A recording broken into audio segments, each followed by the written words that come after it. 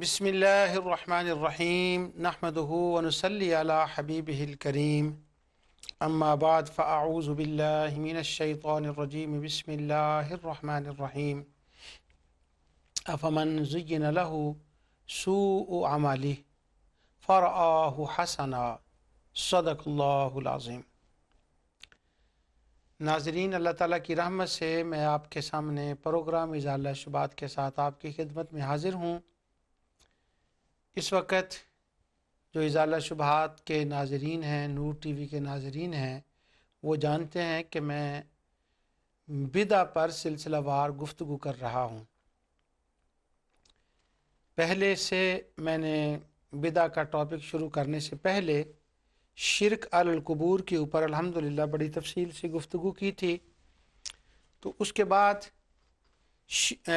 तौहीद और रद्द शिरक का मैंने शुरू करना था, लेकिन मैंने बिदा का तौहीद और रद्द शिरक के बाद शुरू करना था। फिर मैंने सोचा नहीं कि जिन चीज़ों को बिदअत कहा जाता है उनका ताल्लुक कबूर सालिहीन के साथ है और सालिहीन के साथ है, तो इसलिए इस मकाम पर इसका बयान करना वो ज़्यादा मौजू मुझे मालूम हुआ, इसलिए मैंने यह उसका शुरू कर दिया।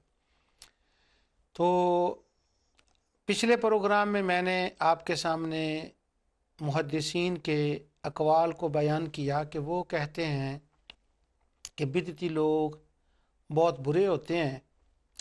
अगर बिदतियों के पास आपको बैठने का मौका मिले तो उनकी बात न सुने, इधर उधर कर लें, मुंह अपना कर लें, उठ जाएं। तो इसके ऊपर सब मुहद्दिसीन ने लिखा। लेकिन मसला भी यह है कि हदीस के अंदर भी बिदतियों पर लानत है।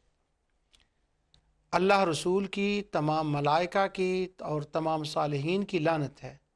उनके सलाम का जवाब देना मना है, उनकी इयादत करना मना है, उनके जनाजे में जाना मना है। तो जब ये सारी बातें हैं, ये हदीस मौजूद हैं, तो जब लोग ये हदीस पढ़ते हैं तो वो कहते हैं इनको अप्लाई अब कहाँ करें, कैसे किया जाए, किस जगह पर इनको अप्लाई करें।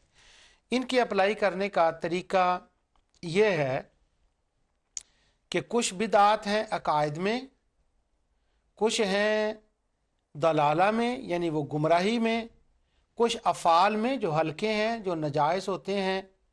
तो कोई मकरूह तहरीमी बनता है, कोई हराम बनता है, तो उनके मदारज के हिसाब से उन पर इतलाक़ होगा। और जिन बिदात का रद्द किया गया है, अहादीस में जिस कदर अहादीस वारिद हुई हैं, अगर आप उनका गौर से मुतालिया करें सब अहादीस का, तो उनका ये मफ़हूम निकलेगा कि अहले बिदअत ज़्यादातर उन लोगों को कहा गया है जिन्होंने अकायद में कोई ज़्यादती की या अकीदा में से किसी चीज़ का इनकार किया या कोई नया अकीदा वज़ा किया, जो अकीदा कुरान के ख़िलाफ़, सुन्नत के ख़िलाफ़ और सलफ़ के ख़िलाफ़, औलिया इकराम के ख़िलाफ़, उन अकायद में से जब किसी ने कोई अकीदा वज़ा किया तो उसको अहलुल बिदा कहा गया। और वो लोग आजकल की बात नहीं है, कुछ 100-200 साल की बात नहीं, उनमें से जो फाउंडेशन थी वो ख़वारिज की सूरत में नबी करीम सल्लल्लाहु अलैहि वसल्लम के ज़माने में वो ज़ाहिर हो गए। मुनज़्ज़म तौर पर वो हज़रत अली रज़ी अल्लाह तआला के ज़माने में ज़ाहिर हुए, बाद में उनके मुख्तलिफ़ ग्रोह बन गए। मैंने पिछले प्रोग्राम में हज़रत इमाम अय्यूब अस्सख्तियानी के कौल मैंने आपको बताया था कि उनके नाम मुख्तलिफ़ हैं, उनका इख्तलाफ है फिल इसम, लेकिन उनका इजमा है अलसैफ। वो जब अहले सुन्नत के ख़िलाफ़ होते हैं, तलवार उनके हाथ में होती है, तो मुखालिफों के लिए वो यूनिटी में होते हैं। तो जब हम ये पढ़ते हैं तो अकायद में जहमिया, कदरिया, सबाइया, रवाफिदा, सुमेरिया, तो वो अकीद और इमाम अहमद बिन हंबल रज़ी अल्लाह तआला के बारे में जो कहा जाता है कि वो काते बिदा थे।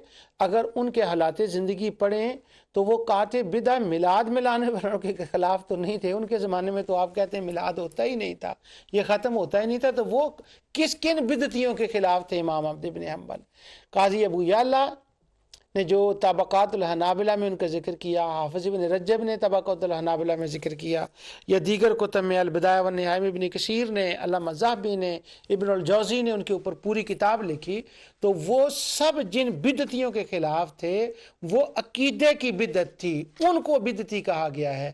اور پھر عقیدے کی بدعت میں شرک بھی ہو سکتا ہے، کفر بھی ہو سکتا ہے، گمراہی بھی ہو سکتی ہے، تو ہر ایک کا درجہ الگ الگ ہے، لیکن بدعت ہوتی وہ بری ہے جو بدعہ سیئہ ہوتی ہے۔ صرف لفظ بدعہ سے یہ شروع کر دینا کہ جو نیا کام ہے خواہ وہ نیکی کا کام ہی وہ برا ہوتا ہے، یہ بات درست نہیں ہے، اور یہ زیادتی ہے آقا دو جہاں صلی اللہ علیہ وسلم کی امت کے ساتھ اور خدا کی اس مخلوق کے ساتھ جو خدا کے حضور سجدہ ریز ہوتی ہے، جو اس سے ڈرنے والے ہیں، جو اس کا ذکر کرنے والے ہیں، اس کے نام لیوا ہیں اور اس کے نام پر اپنا تن من دھن لٹانے والے ہیں، ان کو بدعتی کہنا یہ بہت بڑی زیادتی ہے۔ اور یہ خوارج کا کمال ہے کہ وہ اصل میں خود بدعتی ہیں اور اپنے مخالفین کو بدعت کا نام دیتے ہیں۔ اس پر میں آگے چل کر بیان کروں گا کہ یہ سٹائل چینج کیسے ہوا، یعنی سب تو ان کو بدعتی کہیں اور انہوں نے وہ دوسری طرح کر دیا کہ اپنے مخالفوں کو، اصل میں یہ بھی کوئی نیا نہیں، یہ بھی پرانی بات ہے۔ تو انشاءاللہ آج میں کوشش کرتا ہوں، پچھلے پروگرام میں چند باتیں رہ گئی تھیں، آج میں ان کو بیان کر کے اس کے بعد میں چند احادیث اگر وقت اجازت دیتا ہے تو میں بدعت کی مذمت میں پڑھوں گا۔ امام مسلم کے مقدمہ میں سے میں یہ پڑھ رہا ہوں۔ امام مسلم نے اپنے مقدمہ میں امام ابن سیرین، محمد بن سیرین گریٹ تابعین ہے، دنیا جانتی ہے محمد بن سیرین کو۔ دنیا سے میری مراد یہ ہے کہ جو اہل علم دنیا ہے، مثلا عام بندہ تو نہیں محمد بن سیرین کو جانتا، جو اہل علم ہے وہ دنیا جانتی ہے۔ ان کے بارے میں امام مسلم لکھتے ہیں، میں نے 2-3 پروگرام پہلے امام مسلم کے مقدمہ سے کوئی چیز پڑھی تھی جہاں میں نے امام بخاری اور امام مسلم کا اختلاف ذکر کیا تھا کہ انہوں نے امام بخاری کے اس اصول کے لیے مخترع اس مستحدث کا لفظ استعمال کیا تھا کہ یہ نیا ہے، تھا نیا، لیکن ان کو امام بخاری کو گمراہ نہیں کہا تھا انہوں نے، نعوذ باللہ، ان کی محبت تھی، ادب کرتے تھے ان کا۔ اس وقت میں نے مقدمہ امام صحیح مسلم سے کچھ پڑھا تھا، آج اسی سے 2-3 باتیں میں اور آپ کو سناتا ہوں۔ وہ فرماتے ہیں قال لم يكونوا يسألون عن الاسناد فلما وقعت الفتنہ، وہ کہتے ہیں کہ پہلے تو یہ بات تھی کہ لوگ حدیث بیان کرتے تھے، حدیث کی سند کے بارے میں سوال نہیں کیا جاتا تھا، یعنی پہلے یہ تھا جب یہ فتنہ شروع نہیں ہوا تھا۔ تو کہتے ہیں قال لم يكونوا يسألون عن الاسناد فلما وقعت الفتنہ، پھر جب فتنہ ہو گیا تو قالوا سموا لنا رجالکم فینظروا الی اہل سنت فیؤخذ حدیثهم وینظروا الی اہل البدعۃ فلا یؤخذ حدیثهم۔ صحیح مسلم اور امام ترمذی نے بھی اس کو جامع میں ذکر کیا، امام احمد نے اس کو بھی علل میں ذکر کیا، امام ابن حاتم نے جرح و تعدیل میں ذکر کیا، یحییٰ بن معین نے اپنی تاریخ میں ان کا ذکر کیا، خطیب بغدادی نے الکفایہ میں۔ لیکن یہ چونکہ مشہور عبارت ہے تو جب ہم وہ نکالتے ہیں نا تو وہ دیکھتے ہیں تو اس کے محشی وہ سارے حوالہ جات اس کے ذکر کر دیتے ہیں، یا نیٹ سے نکالیں تو۔ اصل میں امام مسلم سے پڑھ رہا ہوں کہ پہلے سند کے بارے میں سوال نہیں ہوتا تھا، جب بدعت کا فتنہ آیا تو پھر ہم وہ سوال کرنے لگے کہ یہ بدعتی سے ہم نے حدیث نہیں لینی، سند کے بارے میں سوال کرنے لگے۔ آگے امام مسلم اسی میں اپنے مقدمے میں اس کی اب وضاحت کر رہے ہیں کہ محمد بن سیرین نے کہا بدعتیوں سے حدیث نہیں سننی، بس بات ختم، نہیں سننی۔ بھی وہ تو رسول اللہ صلی اللہ علیہ وسلم کا فرمان ہے، جی فرمان ہے، پر نہیں سننی۔ کیوں؟ بس نہیں سننی، قرآن بھی نہیں سننا، اہل علم ان سے قرآن بھی نہیں سنتے تھے بدعتیوں سے۔ اس کا میں آگے انشاءاللہ بیان کرتا ہوں آپ کو۔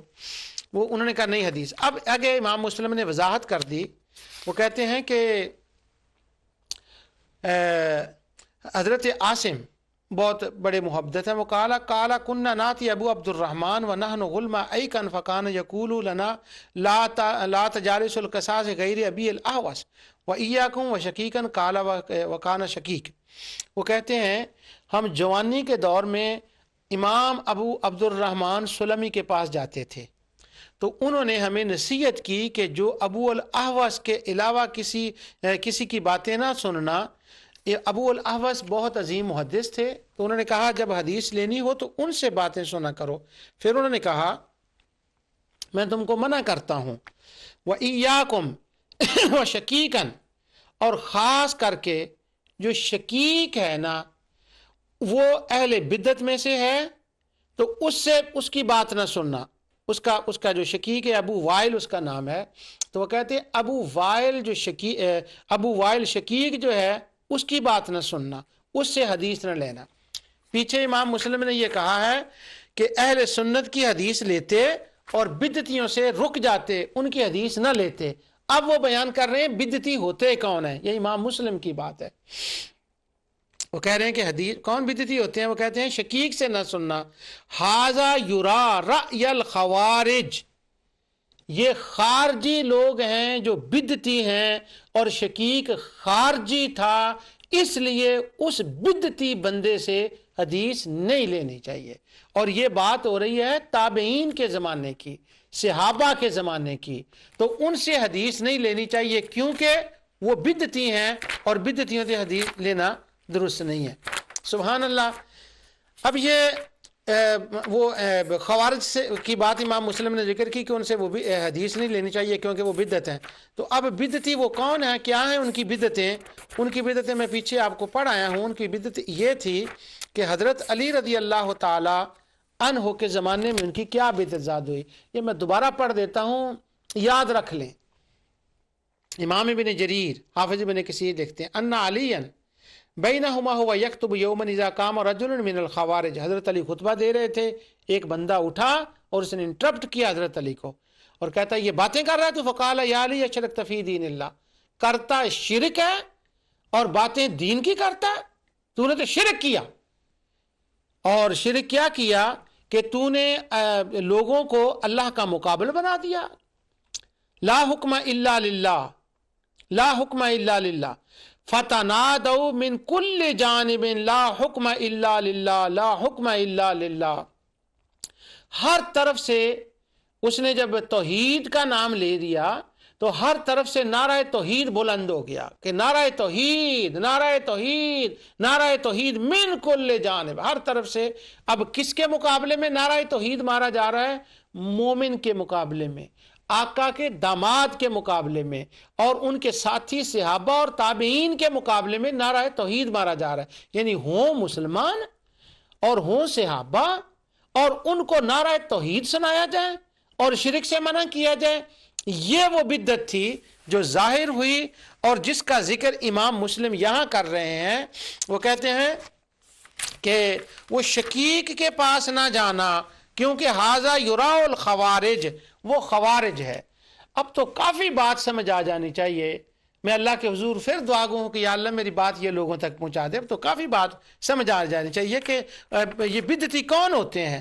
اور پچھلا پروگرام میں نے اس پر ختم کیا تھا، میں دوبارہ آپ کو وہ بتا دیتا ہوں. وہ کہتے ہیں کہ حافظ ابن تیمیہ نے 24 والیوم میں فتاوے میں، اور وہ جہاں ہدیہ ثواب اہداء الثواب کی بات کرتے ہیں، انہوں نے لکھا ہے کہ وہ پوری میں نے پڑھ دیا تھا، آج میں سارا نہیں پڑھوں گا. آپ کہتے ہیں بل ائمۃ المسلمون متفقون علی انتفاع المیت بذلک وھذا مما یعلم بالاسترار من دین الاسلام وقد دل علیہ الکتاب والسنہ والاجماع فمن خالف ذلک کان من اہل البدع. پورے مسلمانوں کا اتفاق ہے عمل صالح کا ثواب فوت ہونے والے کو بخش سکتے ہیں، وہ حج ہو، عمرہ ہو، تلاوت قرآن ہو، نیکی ہو، کوئی ہو، وہ بخش سکتے ہیں ان کو. اور اجماع ہے اس پر مسلمانوں کا کہ یہ جائز ہے. فمن خالف، اور جو بندہ اس کی مخالفت کرے، کان من اہل البدع، وہ ہے پکا بدعتی. میلاد کے چاول کھا لیے، ایک لڈو کھا لیا، بدعتی ہو گیا. وہ نہیں. سنیں حافظ ابن تیمیہ تلاش کر کے بتا رہے ہیں بدعتی کس کو کہتے ہیں. دوسرا حوالہ میں نے بھی دیا تھا حافظ ابن قیم کا. وہ کہتے ہیں وَذَهَبَ بَعْضُ أَهْلِ الْبِدْعِ مِنْ أَهْلِ الْكَلَامِ أَنَّهُ لَا يَصِلُ الی المیت شیء البتہ لا دعا ولا غیرہ، وہ کہتے ہیں کہ بعض اہل جو کلام ہیں وہ بدعتی لوگ اس طرف گئے ہیں کہ فوت ہونے والے کو نہ دعا کا ثواب پہنچتا ہے نہ کسی عمل صالح کا ثواب پہنچتا ہے۔ اور امام مسلم امام ابن سیرین کی بات کر رہے ہیں کہ تابعین کے زمانے میں وہ ان سے حدیث نہیں لکھتے تھے بدعتیوں سے، اور بدعتی ہیں کون اس بار میں نہیں بتاؤں گا۔ امام مسلم کے بعد امام ابو حاتم بہت عظیم محدث ہیں، امام ابن حاتم الرازی کے والد امام ابو حاتم، وہ کہتے ہیں کہ یکتب حدیثہ، ایک اس کے شقیق کے بارے میں، اسی کے بارے میں جس میں امام مسلم کہتے ہیں نا کہ اس کے بارے میں نہیں، اس سے حدیث نہیں لینی چاہیے، تو امام ابو حاتم کہتے ہیں، حافظ مزی کے تہذیب الکمال میں شقیق ابو وائل شقیق کے ترجمے میں یہ بات لکھ رہے ہیں، وہ کہتے ہیں قال ابو حاتم یکتب حدیثہ کان یرا رأی الخوارج ثم ترکہ،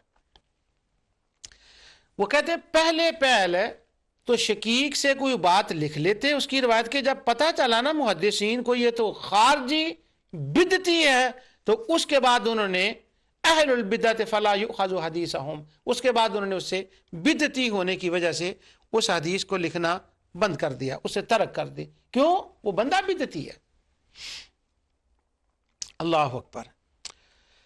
حافظ ابن حجر اسقلانی نے تلخیص الحبیر میں کتاب الطہارہ کے اندر ایک کسی روایت پر بحث کی، وہ روایت کیا ہے وہ چھوڑیں اس وقت، یہ بحث نہیں ہے کہ روایت کیا ہے، میں صرف یہ بتانا چاہ رہا ہوں کہ راویوں کے بارے میں محدثین کا کیا خیال ہے۔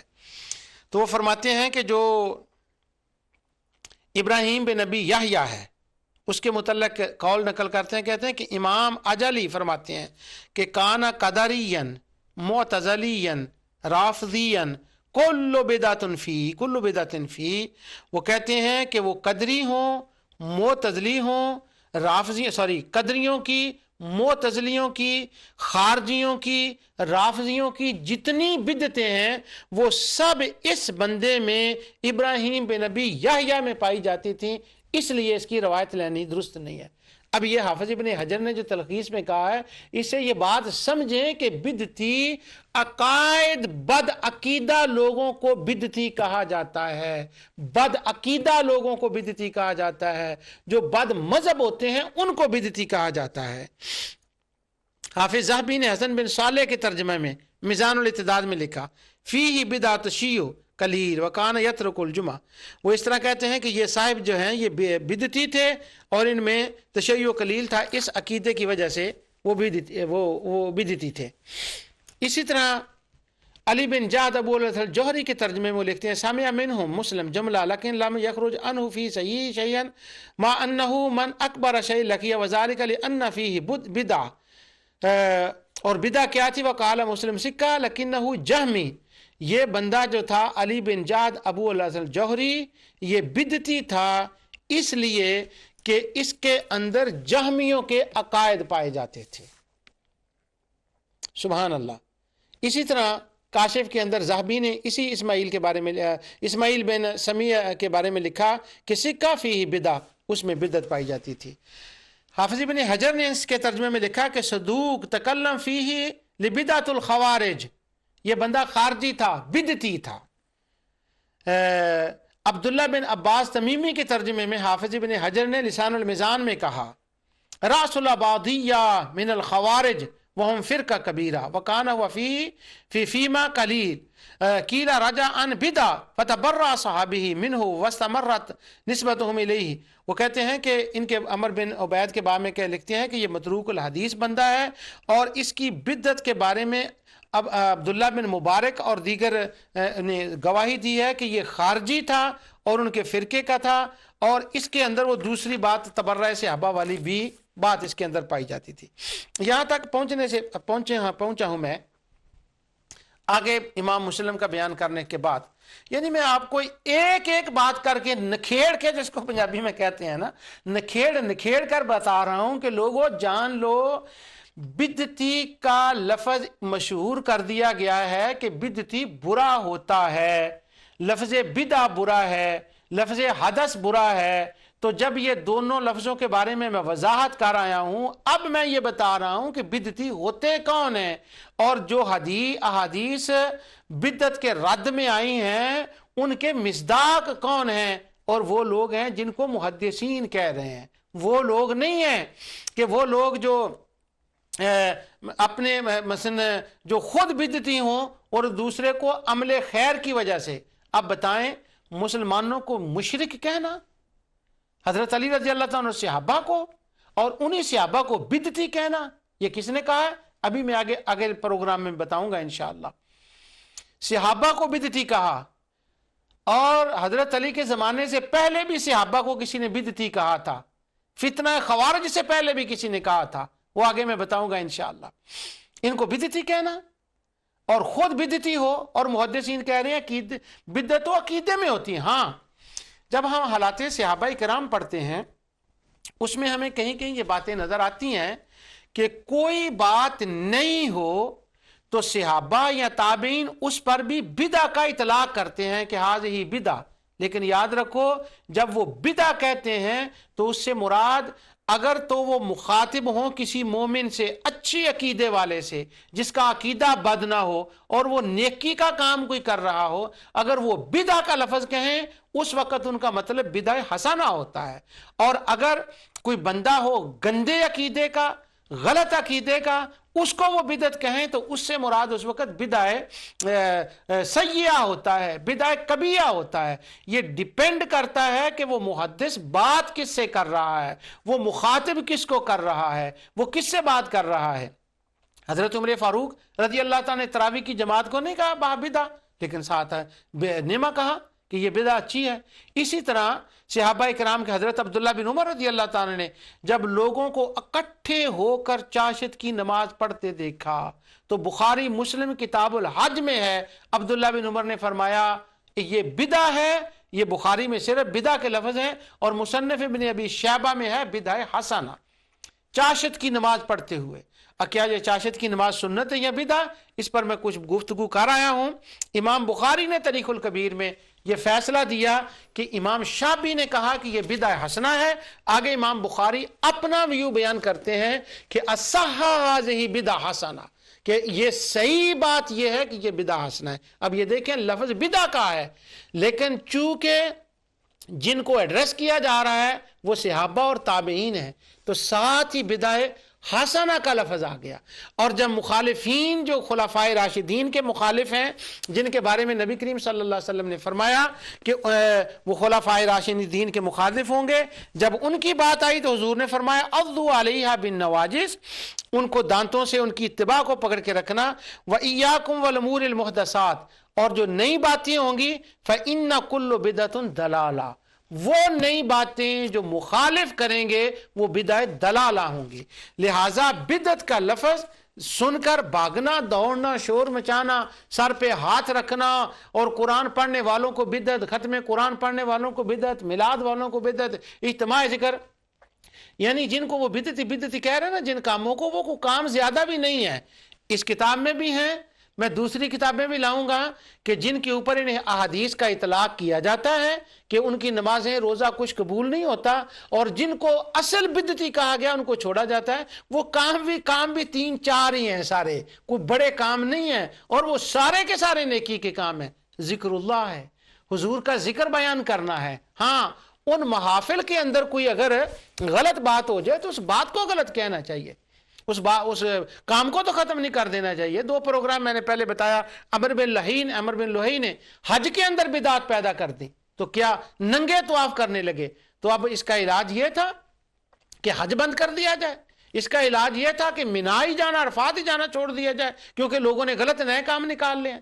حضرت عیسیٰ علیہ السلام کو لوگوں نے نعوذ باللہ کہا کہ وہ اللہ ہیں، تو اب اس کا یہ حال ہے کہ عیسیٰ علیہ السلام کو ماننا ہی چھوڑ دیا جائے؟ نہیں، اس کی اصلاح کی جائے۔ اسی طرح وہ صحیح مجالس جو دین کے لیے ہوتی ہیں، اگر مجلس کے اندر کوئی غلط بات کہہ دے یا غلط بات کر دے تو اس وقت اس کو ختم کیا جائے، مجلس کو ختم نہ کیا جائے۔ طواف ننگے کرتے تھے مشرک، طواف کو ختم نہیں کیا گیا نا، ننگے ہونے کو ختم کیا گیا۔ اگر کسی مجلس خیر کے اندر کوئی غلط بات ہو تو اس غلط بات کو ختم کرو، جس طرح کہ نبی کریم صلی اللہ علیہ وسلم کا طریقہ اور اللہ عز و جل کا طریقہ ہے، سنت اللہ ہے، وہ سنت اللہ ہے کہ اللہ تعالیٰ نے تو آپ کو ختم نہیں کیا۔ تو اب میں نے آپ کے سامنے یہ ساری چیزیں جو ہیں وہ رکھی ہیں کہ محدثین کے نزدیک کیا تھا۔ اب میں دوبارہ امام مسلم کی طرف آتا ہوں۔ امام مسلم نے یہ بیان کیا کہ بدعتیوں سے حدیث نہیں لی جاتی، اور وہ بدعتی کون ہیں ان کے بارے میں نے آپ کو بیان کر دیا۔ آگے امام مسلم نے ایک اور ریفرنس دیا،